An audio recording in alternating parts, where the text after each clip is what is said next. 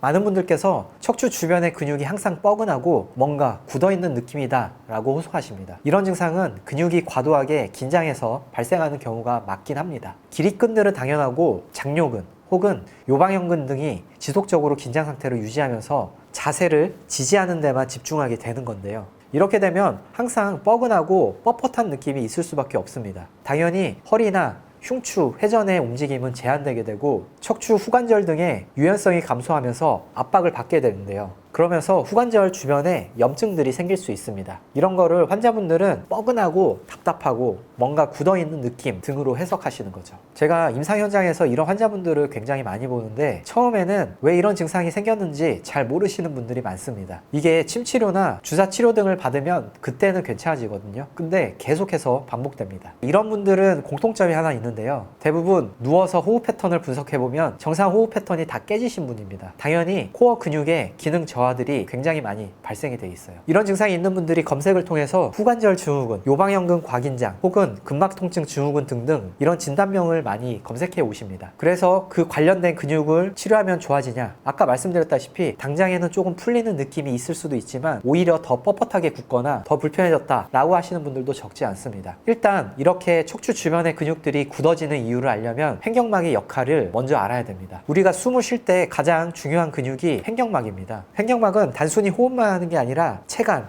몸통의 복강 내압을 조절하면서 체간을 안정화시키는 데 큰 역할을 합니다. 다시 말하자면 첫 번째 호흡, 두 번째 자세 유지 역할을 한다는 거예요. 하지만 잘못된 호흡 패턴이나 스트레스 등으로 인해서 횡격막이 과도하게 긴장되거나 재기능을 하지 못하면 복강 내압이 제대로 형성되지 않고 우리 상체를 지지하기가 굉장히 불리해집니다. 그렇게 되면 결과적으로 체간 안정성이 떨어지게 되고 횡격막의 역할을 대신하기 위해서 척추 주변에 있는 이 장요근, 요방형근 같은 근육들이 과도하게 사용되게 됩니다. 이 과정에서 그냥 말 그대로 자세 유지만 하기 위해서 척추 주변에 있는 근육들을 단단하게 긴장시키는 거예요. 그렇게 되니까 허리 주변이 뻣뻣해지고 등 주변이 뻣뻣해지고 움직임 제한이 나오게 되는 거예요. 자, 여기 MRI 그림을 한번 보면 이 횡격막이라고 하는 이 근육이 횡격막 다리라고 하는 다이아프램 크루라를 통해서 요추 부위까지 부착이 되어 있고 그 아래 장요근과 연결되어 있습니다. 결과적으로 횡격막이 우리가 코어라고 부르는 근육 그리고 척추 주변에 안정화를 시켜주는 흉뇨 근막까지 다 근막적으로 연결되어 있다는 거예요. 얘네들이 요추 골반 복합체의 안정성에 관여합니다. 다시 조금 풀어서 설명드리자면 정상 호흡이라고 하는 거는 횡격막을 우세하게 쓰는 호흡 패턴을 말합니다. 근데 스트레스나 어떤 이벤트를 받게 되면 우리가 이 횡격막을 잘 쓰이지 않게 되고 상부 흉곽 호흡을 하게 되는데요. 쉽게 말하자면 흉식 호흡만 하게 된다는 겁니다. 만약 횡격막이 과긴장하게 되면 척추를 지지하고 있는 이 코어 근육들이 활성화되는 게 떨어집니다. 그러다 보니 대요근이나 요방형근 혹은 기립근 등이 과도한 보상적 역할을 수행하면서 허리 주변, 등 주변의 경직감을 증가시켜서 뻐근하고 뭉친 느낌이 자주 나타나게 하는 거죠.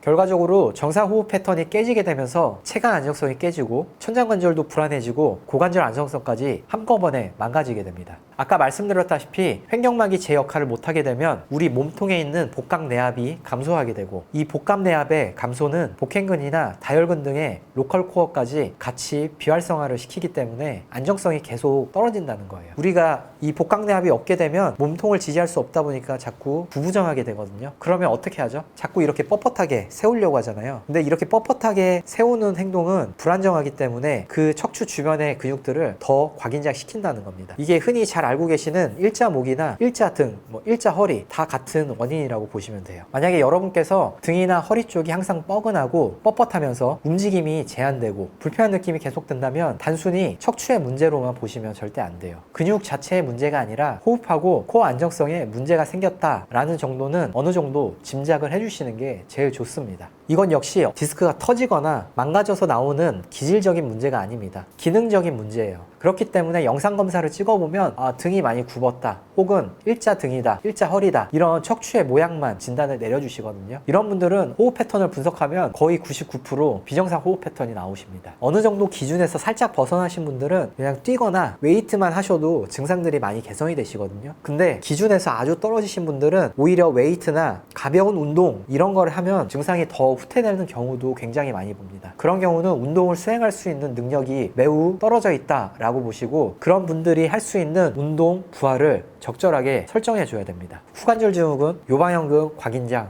장요근 증후군 이런 거는 호흡 문제가 같이 동반된다는 거 꼭 잊지 마시기 바랍니다. 그럼 지금까지 페일랩이었습니다.